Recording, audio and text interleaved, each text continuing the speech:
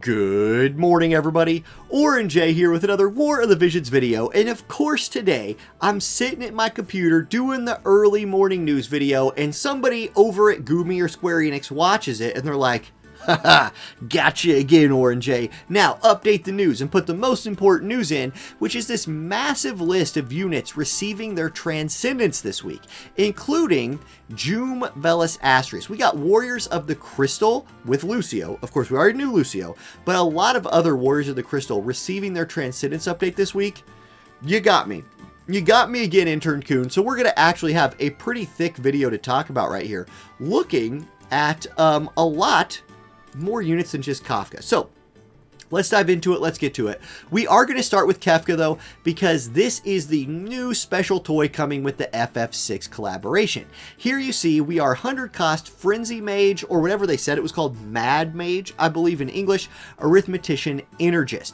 Accessory is a pair of boots with 4 agility, which I do like. The buff is a group buff, magic up, agility up. This is a really good TMR, guys. This is a really good TMR. This buff is nice, the agility plus the magic, plus it already has agility on it. That's a solid TMR. If we look at his skills, like most new units in this game, Kefka does have a support skill that is really strong. This one, magic 24%, spirit penetration 40, really going to help you do damage, mixed with the fact that you have activation time down. Super good. Okay, what else are you running? Well, you do have access to move jump +1 through his Mad Mage other support ability. Alternatively, I really like the Energist one, where for 5 turns you get 30% agility, 60% magic, 60% dex. I just think that's so good. It's hard to pass up the combo of super active plus magic runaway to me. Then, counter move. You have He, which is a 50% chance to counter all damage and poison the enemy. Yeah, that's not great. I'd probably run damage distribution, being honest. Like, that's a better proc. Or you could run physical evade, physical reflex. That's a thing. I like both of his 2 not main jobs counter moves better than his main job counter move. If we look at his new kit and what it's bringing to the game, Let's Play is a cheap single target damage that reduces spirit by 25. Now this is a spirit decrease, so a unit or a monster that had spirit debuff resistance would not be affected by this, but everyone else would be. And you can see that Kefka scales off of magic, dex, agility, and luck. Okay, he has a self buff that is re-raise, and then while re-raise is on, CT up after re-raise, and greatly increased magic power after re-raise. So if you kill him with this buff and he re-raises, he will get another turn faster and do more damage when he comes back. Sort of like playing a joke on you, right? He's a clown, so you kill him, he comes back and does more damage. LOL, I get it. Then, his diamond-shaped AoE move. It's a I already said diamond shape. I was going to say it's a diamond shape. We already know that. 185% modifier. With the upgrade, it decreases magic resist by 25 before it hits. Then it also debuffs attack, magic, and agility. Attack and magic down 40%, agility down 20. This is a really powerful move. It's a big AoE, will do a lot of damage, and all of those debuffs. Nice. Then, we have Show Me Your Strength. This is a group buff, and it's a good one. Spirit up 20, AoE resist up 20. That's nice. 20 AoE resist, I love that. Drops his own aggro by 5, and then gives himself the same spirit and AoE resist that he gave his teammates. Okay, Hyperdrive. This is a colorless magic moves that reduces counter chance by 100 and dispels auto revive. So he takes re-raise off of targets. This is a 220% modifier, so it's really big damage. Single target though, but again, if somebody's stacking fire resist, he won't care about this. It'll hit really hard and it'll knock re-raise off. Missing, his job level 25 move. This gets upgraded. It is medium range, medium AoE, 165% modifier, with modifier up by 60% if the target is poisoned, blind, silenced, confused, or hasted. Now, he has a way through his limit break of applying confuse to a unit anyway. So this combos nicely with his LB that we will look at in a second. It also dispels haste with the upgraded version. If you run his sub-job Frenzy Mage, you have an attack right here that can inflict silence and blind. That's pretty powerful, honestly. And then he has a debuff that decreases attack by 40 and has a chance of slowing. Okay, Arithmetician. This is a very common sub-job because it gives you access to some healing and instant cast long-range damage. I think you all know about that. Energist sub-job gives you access to missile-type magic damage to give you another type of damage to have in your kit right there, including a 2-hitter. Okay, that's fine. And then his limit break is a 200% modifier with the confusion attached to a large AoE. Overall, I think Kefka is going to be a really strong fire mage who will work really, really well with Roy Mustang. Now, I say that because if we go look at cards right here, remember how Roy got his own card with his event? Kefka gets a card as well, and they're both on each other's card. For Kefka, the card is Magic 10%, Missile 10% for whoever's wearing it. He's going to get his global buff, don't forget about that, but then it's Magic Spirit HP. The group buff is Magic Attack 42, Defense 12, HP 25%. Magic Attack 42 is a really big number, and the fact that this works with Roy means if you have Roy and Roy's card, which we can go look at right here, you can combo it. And I'll switch back to the English version of the cards here. That's the wrong one. Let's click on the correct card right here. Here's Roy's card. Pierce resistance, magic attack, pin, critical hit rate. I think combining those two cards, combining those two units, and then mixing in like a fire tank or another fire DPS unit, something like that, is going to be a really powerful fire team. If you've been building towards it, there you go. It's your time to shine. Awesome. Okay, that's Kefka. Now, the other FF6 units are getting their 140s. So let's look at those. First, let's look at Terra. We got Master Ability 2s and 140s. Terra's Master Ability 2. Upgrade skill Meltdown to Meltdown Plus. She gets 10 more AoE resist. That's pretty good. Magic 5, that stays the same. And then Human Killer 20 with magic attacks.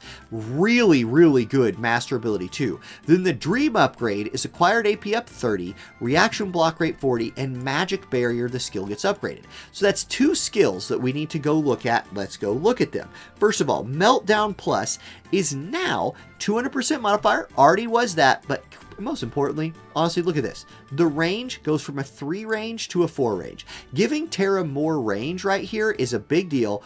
Also, instead of 3 uses, it's 5 uses. Although it says 5 right here. This was a 5-use move anyway. This was a 5-use move.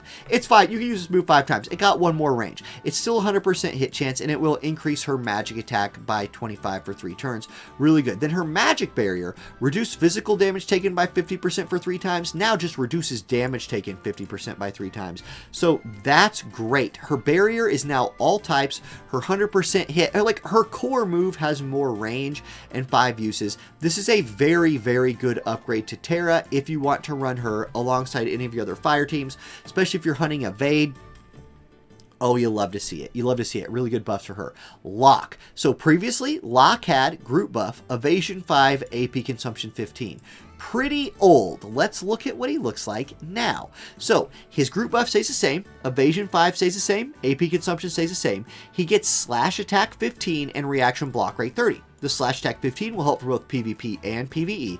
His dream upgrade is more evasion, slash, and magic. So he has 15 more slash evade, 15 more magic evade. Pretty cool if you're fighting those types. More evasion for our dude Locke. And then Phoenix's help gets an upgrade. This is his re-raise skill, right? So Phoenix's help grants AP auto restore 5%, 3 turns. Still does that. Still the revive, but now it has 2 uses, making him a better Guild Wars unit. So he can re-raise in fight 1, he can re-raise in fight 2. That's a straight up Guild Wars buff to Locke. By the way, all of these characters got their weapon upgraded as well. We're going to look at those after we look at the 3 characters, because Locke's knife is real good now. Okay, next up, we've got Zealous. Let's translate her page here. Previously, she had her group buff with Spirit and HP, really leaning into that like magic tank that she was. The HP goes up from 15 to 25. She then also picks up 20 slash and 20 missile resist, making her a little bit tankier against some other things besides just magic damage. Her dream ability, single target resist 10, that's really good. Healing power 20 is nice. And then upgrade skill, Ever Victorious General's Pride. Let's go look at Ever Victorious General's Pride. Previously, 12 Spirit, 5 Aggro. Now, 12 Spirit, 12 defense, 12 spirit and 5 aggro, so just giving her a little bit more defense. Again, zealous was a really good unit already. What they're doing here is making her more universally tanky. It's not, I would not give this an A+, I'd give it like a B. You're making a tank tankier, that's fine, just nothing insane right here. Just more slap, more resistances, more defense, and some single target resist. It's pretty good. It's pretty good.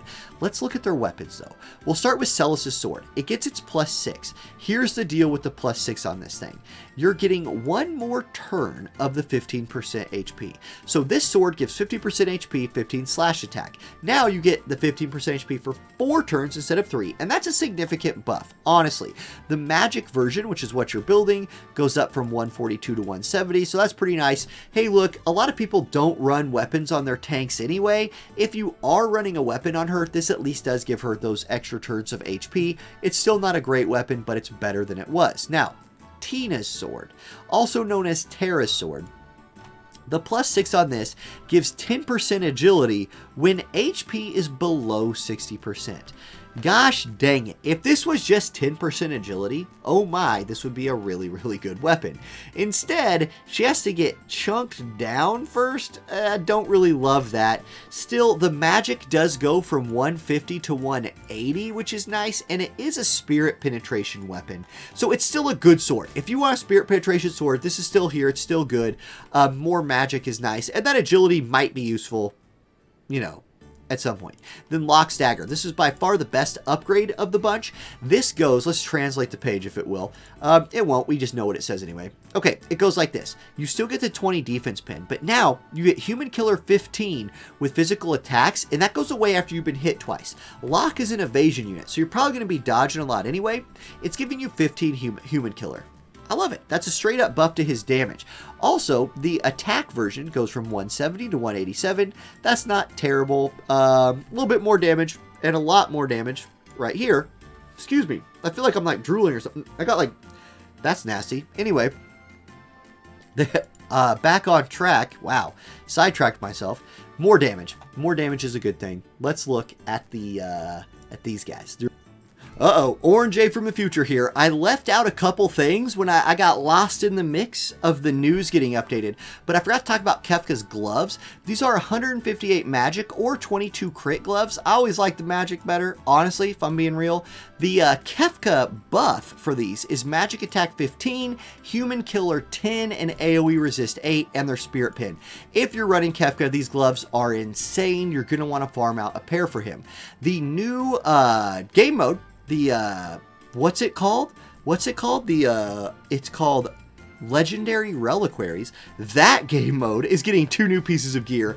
The Bow of Yoichi's coming out. This is a 182 attack bow, 136 magic bow with a little accuracy and crit. It has D aggro 8, missile attack 20, accuracy 20. A pretty dang good bow. That 20 accuracy mixed with the 15 here makes it a very high accuracy bow, and the unaggro is nice. Not as OP as our last round of gear, but still a very, very good generic bow. The Murasame is also coming out. You can see the jobs that can wear it right here. It's definitely evasion-based jobs, right? Then, upon hit for self, 15 evade when performing a critical hit.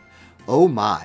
That's really good. Then reaction block rate 40, critical rate 20. This is a very, very good evasion piece of weapon right here. And then lastly, we do have the Amulet of Light, the new Warrior of Light event trial, like EX2 quest, whatever. It's an accessory that has either a defense or spirit version, and then a big buff for the Warriors of the Crystal.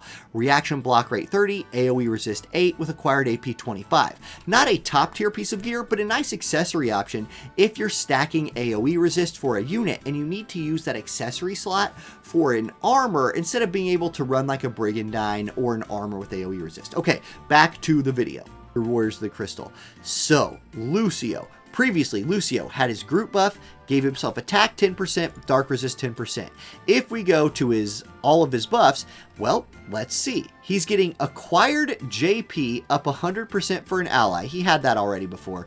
Never mind, that's not changed. Then, dark resistance. This is a big one. His dark resist goes from 10 to 30, making him an insanely good anti-dark unit. Like, if you're fighting dark teams, this dude walks in with 30% dark resist from his master ability. Wow. He gets 20 slash attack resist penetration. He gets 10 slash resist, 10 strike resist. Massive master ability 2 for this guy. His dream ability, AP consumption 20, AoE resist 10, and then an upgraded skill, if we translate it, his Nova Shine gets upgraded. So Nova Shine, that's going to be, is that his limit break? No, of course it translates it different. So Nova Shine is going to be this. It's usually this. So in slash attack pin 40 for himself, 165% damage, decreases bravery, and decreases AP. This is a big time move right here. Diamond shaped AoE that gives 40 slash attack pin for 3 turns, knocks AP off the target, knocks their bravery down. Big time move right there from a new Star Sparkle, also known as Nova Shine, because apparently things need to be translated differently. Jeume, probably the one I'm most excited for here. Y'all know that I'm a big time Jeume fanboy. Let's look at what her Master Ability 2 and Dream Enhancement are. So previously, she had her group buff, she had 10% HP, 5 aggro. Now what she gets, 20% HP, aggro stays the same, she gets more attack. Now that's interesting. Keep in mind, Jeume has a sword. I think they've always kind of wanted you to be able to do damage with Jeume, so they're giving you that option right here. Whatever. And then if she has Protector Shell, she gets 40 slash attack penetration. So they are really leaning into the damage with that Master Ability too. Maybe she'll truck people now. I don't know. Her Dream Enhancement. This is good. Single target resist 10, Elemental Chain resist 30, and then Violent Destruction Blade gets upgraded. Let's go look at Violent Destruction Blade, aka... Hey, they actually translated it the same. So previously, this was Stormblade, right? Decreased agility, 165% modifier, 100% hit move, which is nice. Now, reduces counter chance by 100% hit move. This is, okay, Jeume is meant to go out there now and truck people with this move. Will people start giving her her sword and letting her do damage? I don't know. I don't know. Like, I kind of don't think so, but it's a cool option if you wanted to play her like that. Vellus. This is going to be one that a lot of people have been looking forward to. Vellus was one of the most used units in this game for like a year plus. This dude was in every single team. Now, what's he getting? Previously, he had his group buff. He has de-aggro 3. That stays the same. He has activation down 300. He now gets 10 AoE resist and 15 magic attack. So making him a little bit tankier and do a little bit more damage. Okay. He's getting 300 more activation time down. That's a big one. That's going to let him do some of his non-casting or his non-instant cast move from Arithmetician and maybe open up his other jobs a little bit more. He's also getting 15 more critical evade and his heal is getting upgraded. So if we go look at his heal, previously this thing restored HP and restored AP to your allies, long range, diamond shaped AoE, really OP move. Now it does those other two things, but also gives 25% agility for 1 turn. So if he heals them, he gives them a turn of going faster. That could be really big. And keep in mind that you do have access to Scholar, which is a job that I kind of like. Now that you have cast time down, maybe you run this, but I don't know. His Scholar moves aren't that good now that I'm looking at it. You're probably still running Arithmetician for the instant cast stuff, but now at least your Snow Healing will be a faster cast. So there we go. I had a little bit of a pipe dream with Vellus for a second, but it is what it is. And then Asterisk, water players. Let's look at what you're getting. You are getting a Master Ability 2 that gives you slash attack resist pin 30, which he needed. He needed that. That's great for him. And then increase all elemental resist 15% if you have courage. So if he has courage, all elemental resist 15 will make him a lot tankier. He's getting 15 accuracy, he's getting 15 slash resist, and EX break is getting upgraded.